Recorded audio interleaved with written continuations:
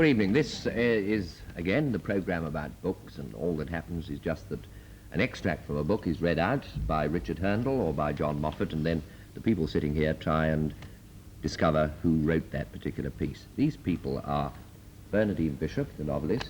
Good evening. Anthony Blonde, publisher. Good evening. Anthony Burgess, the novelist. Good evening. And John Gross, who's Fellow of King's College, Cambridge. Good evening. And the first extract then is read by Richard Herndl. Can you say what I say? I'll say anything as you say, sir, for I know it's good. Our Father. Our Father? Yes, that's very good, sir. Which art in heaven. Art in heaven? Is the light a-coming, sir? It is close at hand.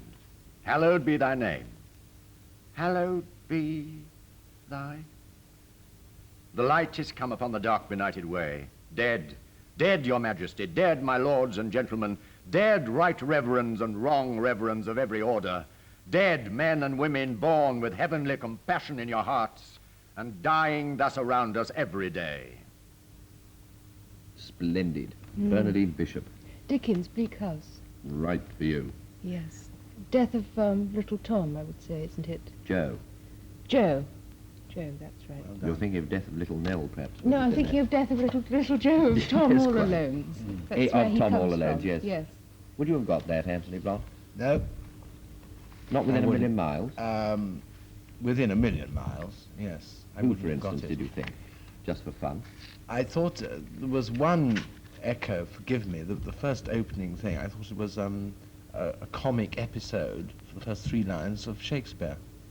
Well, it's That's good a to million know. miles, isn't it? Anthony Burgess, did you recognise it? Yes, I got that it was Dickens, but I didn't know which book. I was going to say A Tale of Two Cities first, but that seemed wrong.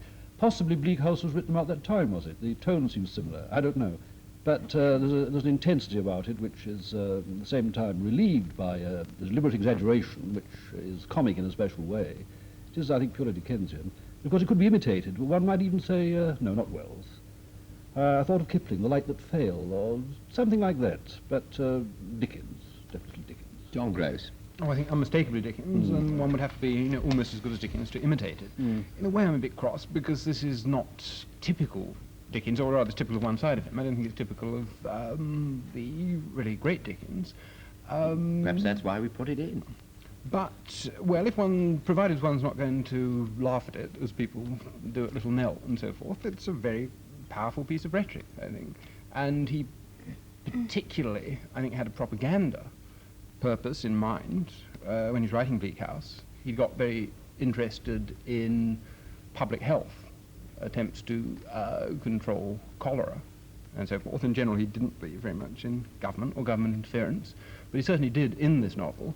And as I say, I think if you detach it from its context, it looks like one of his more religious deathbed scenes. But if you think of it in the whole novel, it's part of a really very admirable campaign for proper public health, proper control of Now, that disease. really interests me, because I would never have thought that Dickens was what you might call interested in these social problems which he pretends to... Could I just say this? Which he pretends to be interested in. The debtors' prisons, and in his own case, the blacking factory. It's more, it seems to me, the strength of these preoccupations is the strength that might arise from a child's nightmare, rather than from a sociological document. Well, for him, of course, the blacking shop and the debtor's prison were a child's nightmare, literally. as well I as think that everything else, yes. this extract from Bleak House is a bit untypical.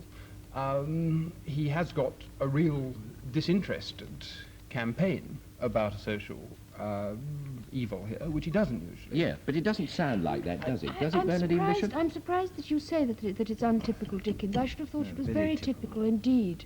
I mean, you have the embarrassing deathbed scene, if you like, embarrassing.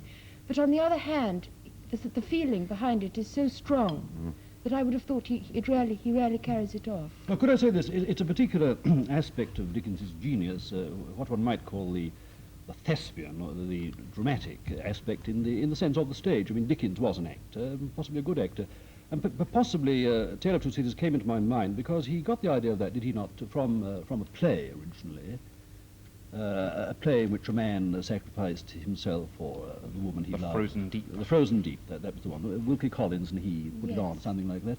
And there was the sense of the audience, the rhetoric, and then the sudden appeal to a court, to an Yes, audience. but Tale of Two Cities isn't polemical like Bleak House, is it?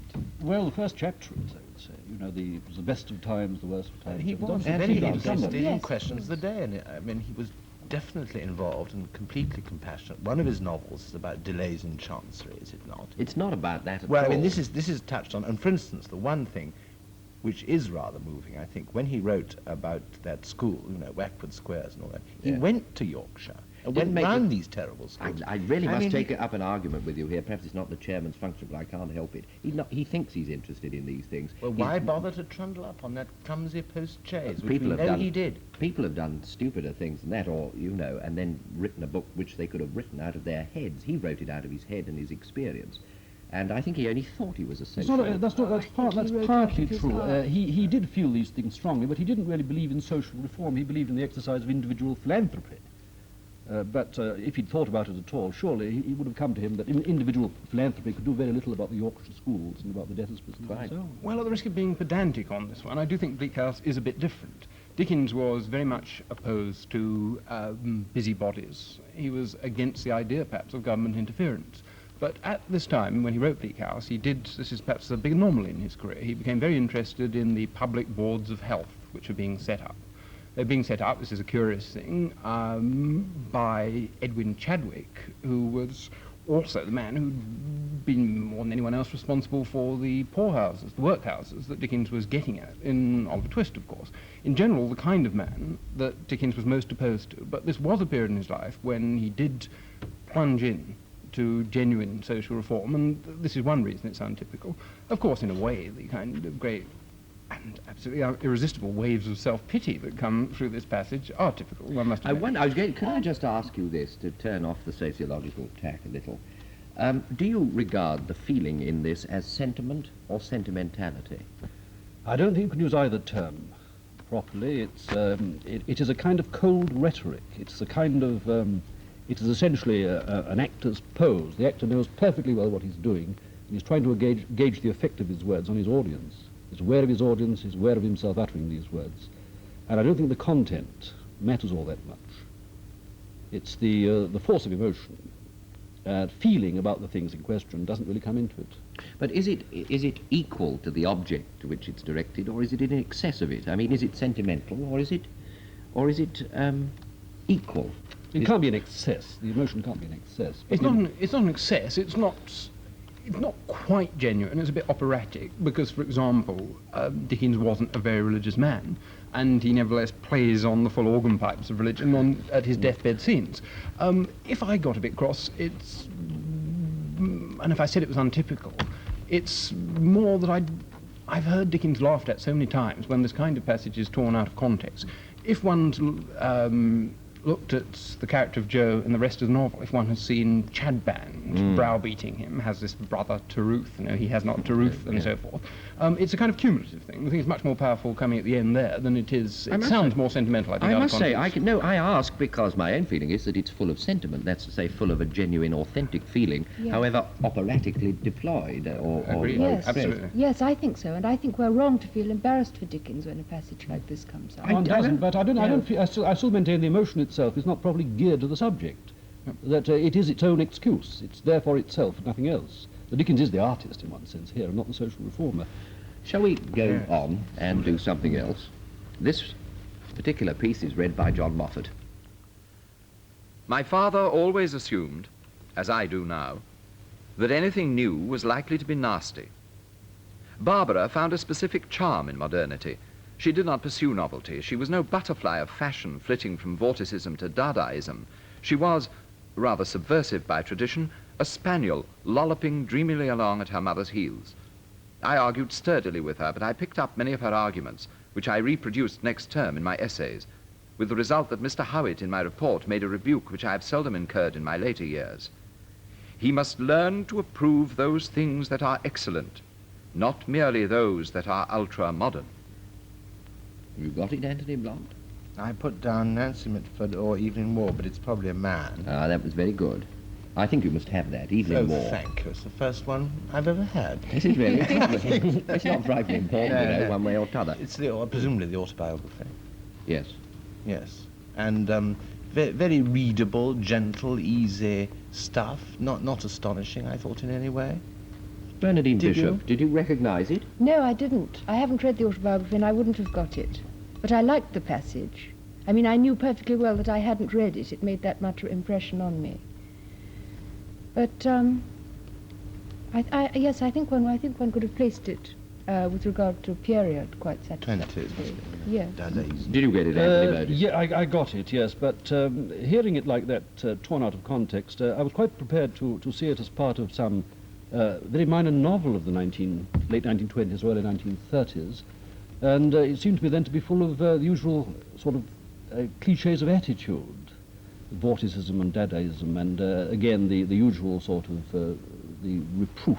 You know, what's the final line? He must learn to love those things which are Excellent. excellent. Those that are not yes. just those that are merely But moral. of course, I don't think we could excuse that in a novel, but we can excuse it in an autobiography, because an autobiography is about real life, and real life needs an excuse.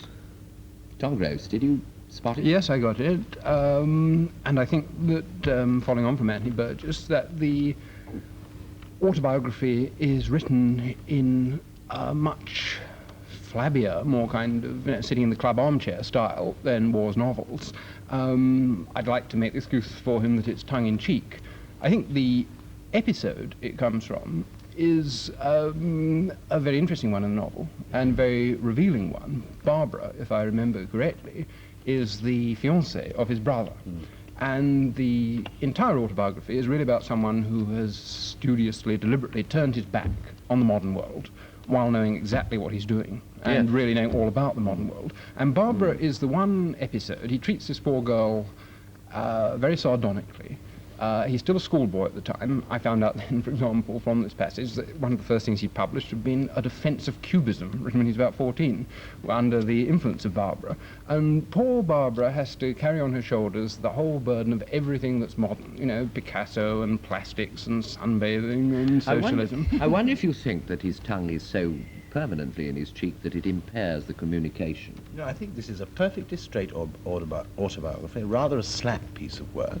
I don't think he should do another. I'm a great admirer of his style, his wit, and his storytelling.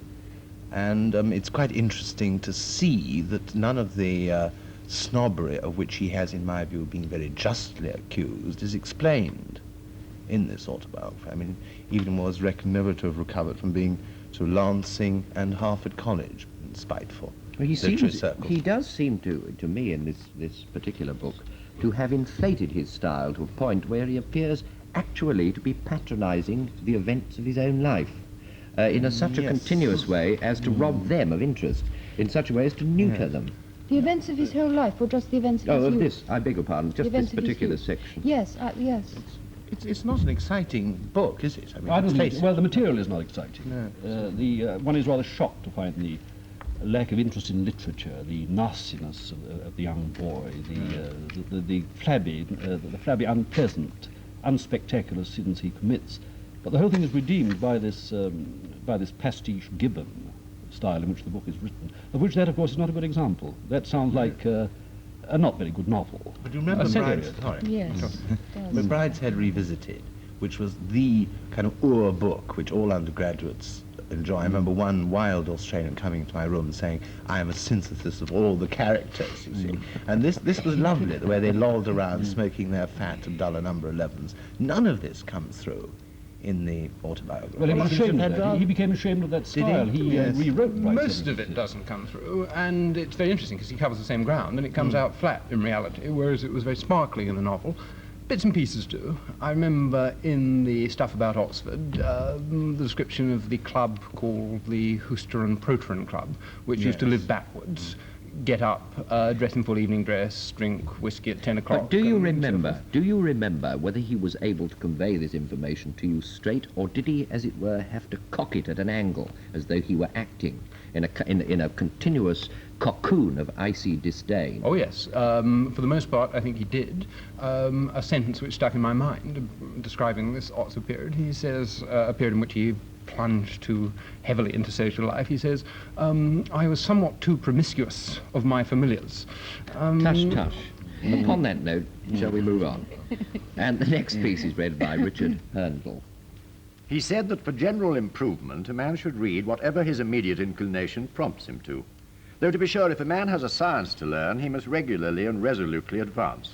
He added, what we read with inclination makes a much stronger impression. If we read without inclination, half the mind is employed in fixing the attention. So there is but one half to be employed on what we read. He told us he read Fielding's Amelia through without stopping. He said, if a man begins to read in the middle of a book and feels an inclination to go on, let him not quit it to go to the beginning. He may perhaps not again feel the inclination. Anthony Burgess. Well, that is Boswell's Life of Dr. Samuel Johnson, Lit D, I think. Do you take exception to the doctor's advice there? No, I think the doctor said the final bit of advice the doctor gives is very right. I doubt if I myself have read a book through in my life. No, he didn't say it there. Well, he said if a man begins a book in the middle and has an inclination to go on, he should go on. Yes. And that leads on to the fact, of course, that Johnson read very few books through. He knew more books than anybody, so Boswell says. But he'd read very few books through. He admitted that. He admitted that. He used a book. He tore a book to pieces. He made it part of himself. He didn't allow himself to be enclosed by the book.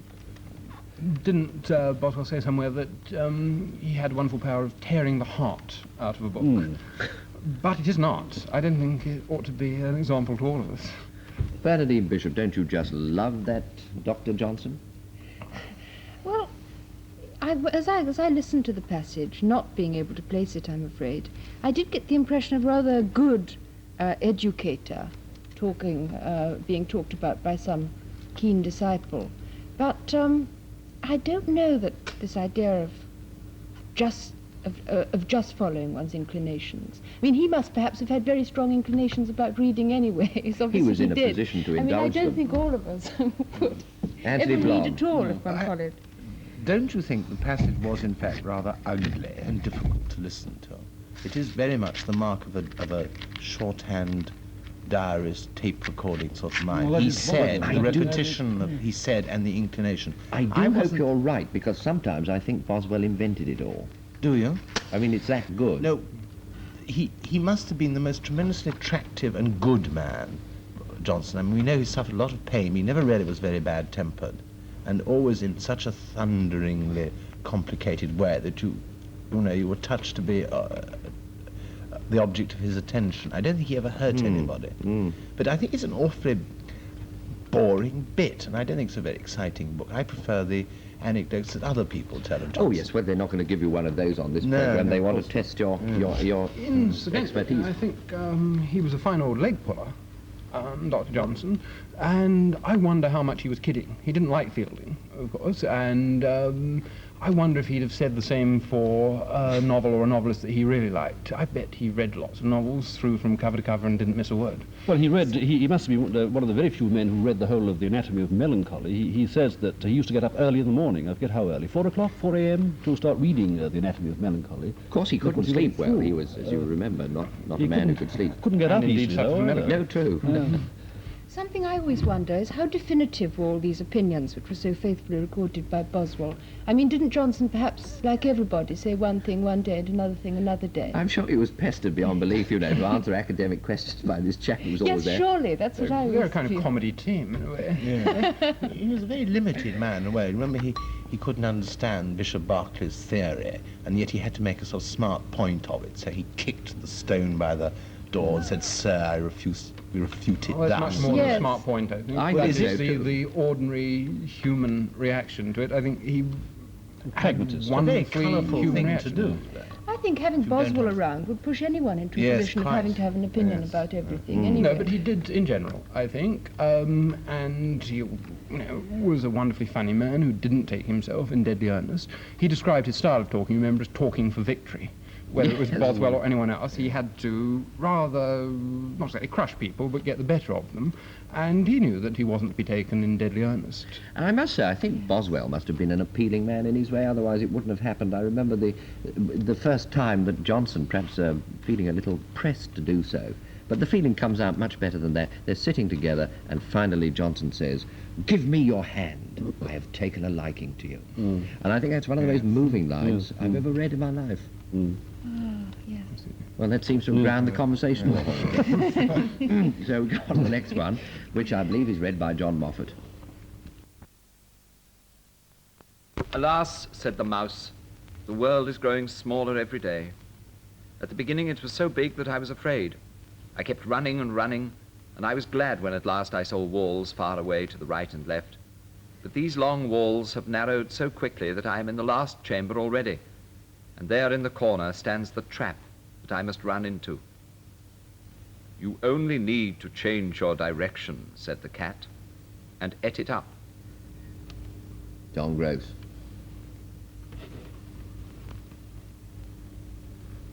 I'm stumped, I'm afraid.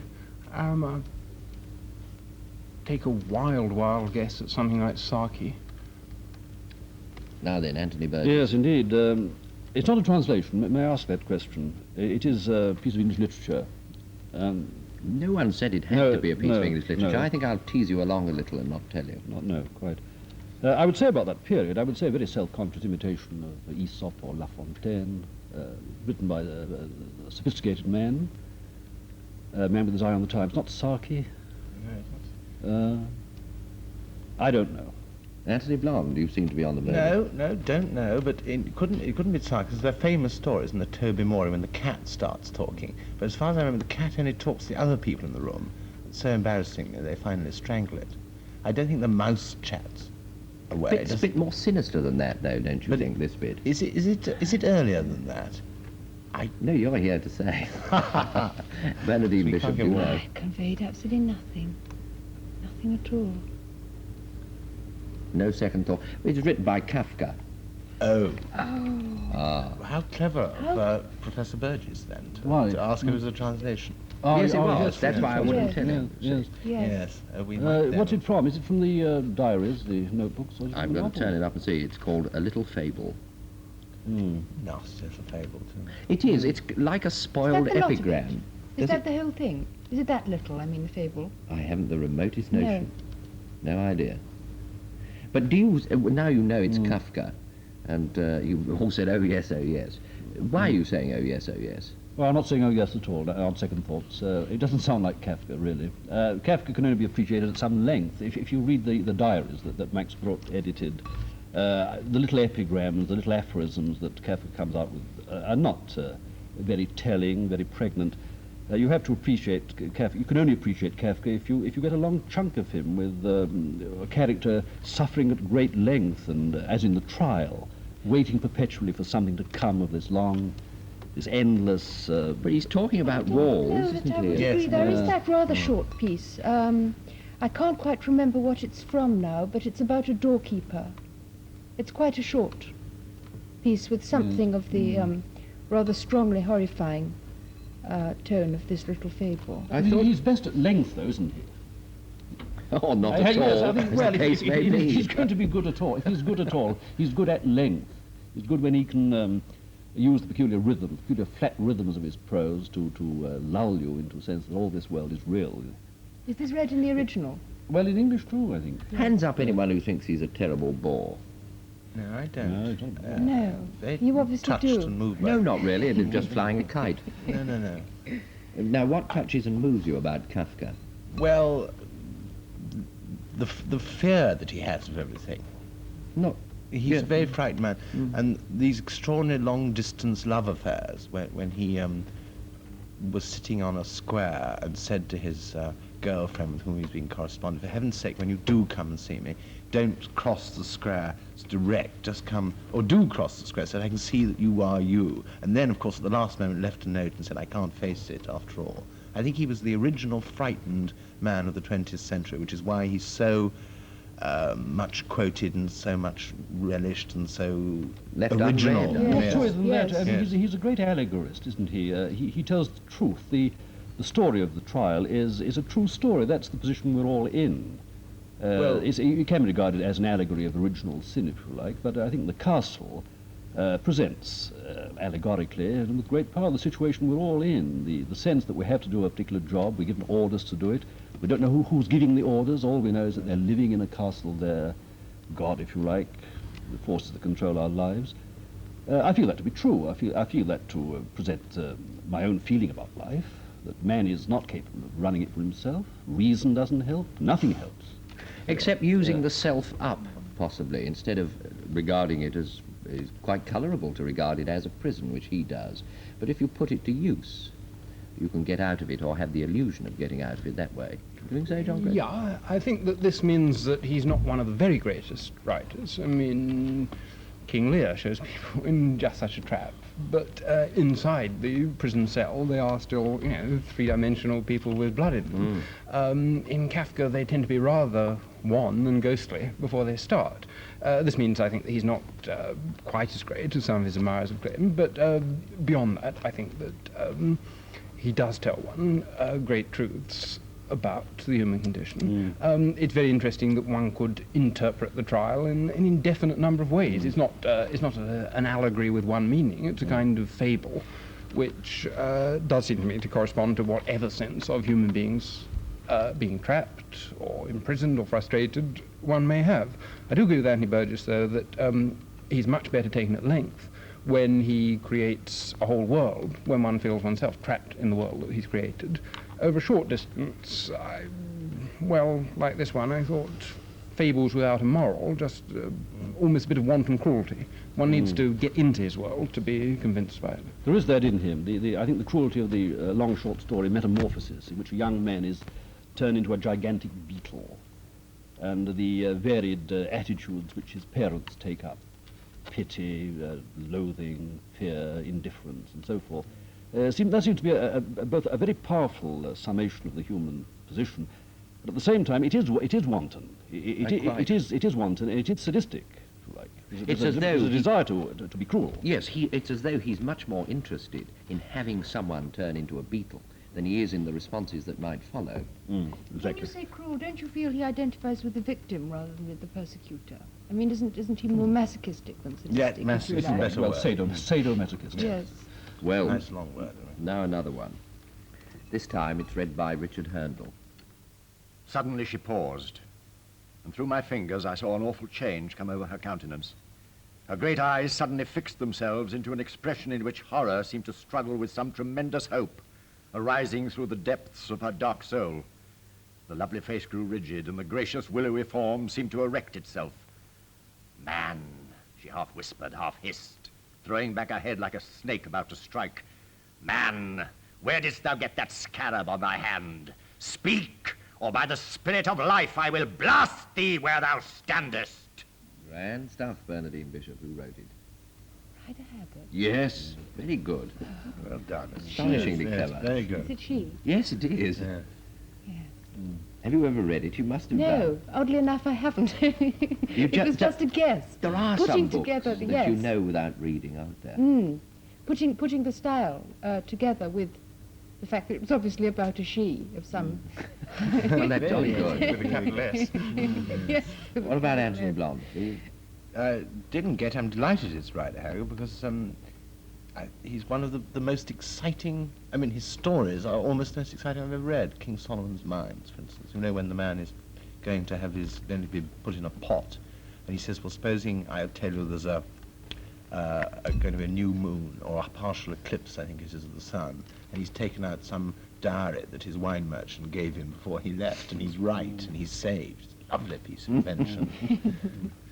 Oh, I have, in fact, read She. I read it as a young boy, and I also saw the film.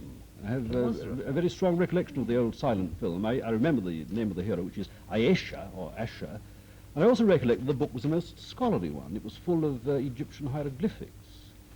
I was a young boy, as I say, when I read it, so I wasn't able to interpret the. Well, of course, I can't now either. But the thing struck me as being rather more than an adventure story. But there's one terrible moment in the book when she leads the young blonde Nordic hero, who's destined to be her eternal consort, to the fire of eternal life. She enters the fire to renew her youth, and she turns into something subhuman. And a character called Holly, the sort of comic cockney, says, "Look, she's turning into a monkey." A wonderful moment, and the thrill is still there with me. I think it's a great book. You read it, John Grace? No, King Solomon's Mines, and that's as far as I go. But I think I'd have guessed it. The scarab was a bit of giveaway, I think. What is a scarab? It's a beetle. Yes, yes. Little Shard. It seemed to me tremendously of its period, as well as Rider Haggard. That kind of pagan, rather erotic, rather exotic kind of writing. Can't quite put my finger on the quality of it, but it does seem to belong with, shall we say, late Victorian academic painting, you know, Alma Tadema and that kind of thing. You've got, in order to throw your, if you're a lady, in order to throw your head back with, like a snake about to strike, you've got to have the right kind of neck, haven't you? It can't be one of our modern chunky girls. I had a feeling, funny enough, of a pre-Raphaelite painting of a long girl with a very, very long white neck. Hair down to her shoulders. You seem to Pleasing know, eyes. you know quite a lot about it, and you like it, obviously, his stuff. Any moral in it? Any attitude, any style of life betrayed by the book? I leave that to our professors on your left. I just enjoyed it as, you know, adventurous stuff. I'm sure you're quite right. I just I don't know. wondered. I think it's a very simple moral, it is, and that you mustn't look for eternal life. You must learn to grow old gracefully and not ask for too much. Very simple moral. Seems reasonable. I dimly recall, just from King Solomon's Mines, that there was quite a lot of imperialism and yes. white man's burden about it as well, or poor man's Kipling. Well, look, I think we've got time for the next one, but only just. It's read by John Moffat. On a very slowly moving band, a rack full of test tubes was entering a large metal box. Another rack full was emerging. Machinery faintly purred. It took 8 minutes for the tubes to go through, he told them. 8 minutes of hard X-rays being about as much as an egg can stand. A few died. Of the rest, the least susceptible divided into 2. Most put out 4 buds, some 8. All were returned to the incubators where the buds began to develop. Then after 2 days were suddenly chilled, and checked. Anthony Blonde. Chilled, and checked. 2 chills, well. There were. It's a very creepy piece, isn't it? 20th century. Yes. Good lad. No, I don't know. It's not Huxley, is it? I don't know. Yes, Yes. Brave New Now World. you should, you know, gamesmanship. You shouldn't have said that quite so casually. Anyway, no, that was very good. Did you spot it? Yes, yes, indeed. In fact, it's my least favourite, I think, of Huxley's books. But Why is that, do you think? well, I think he gives way in it to his rather horrible mechanistic sadism, which one feels in a very slight way in most of his novels. There seems to be an absolute orgy of it in Brave New World. I find the tone objectionable, though I think the imagination is marvellous. Anthony Bird. I want to admire the book greatly. I think the idea is a colossal one, an idea of tremendous importance. I think it's very, philosophically, it's very, very profound. But I think it's spoiled by a good deal of inattention to detail, and it's sloppily written. I can only say that I wish I'd written it, though. I wish I'd had the idea. I wish I knew what Huxley had known. The notion of this confrontation of a world in which a young savage is brought up solely on the works of Shakespeare, and this world in which Shakespeare and all imaginative writers have banned, and you have as a substitute a school of emotional engineering. I think this is a great conception. But it's... Oh, do you really? Do you think so, It's a John great Gross? conception. Yes, I think it's his best book, actually. The kind of mechanical or emotionally clumsy side of him, which to me rather mars most of his novels, is here a real strength, because he, after all, is showing a world in which a kind of mechanical sadism has taken over, Does he satirizing. Does he succeed in showing it, or is it simply a debate which he is convincingly or not? Oh, I think much more than that. I feel it's a smothering world. I feel stifled by it, and consequently, when the people discover, you know, a single line of Shakespeare, one gets a wonderful kind of shiver from this tiny spark in the darkness. Well, on that very positive note, I'm just going to have to tell you all to stop, because at the end, that's all there is. And the next programme will be on Wednesday, the 9th of December. Until then, I bid you goodbye.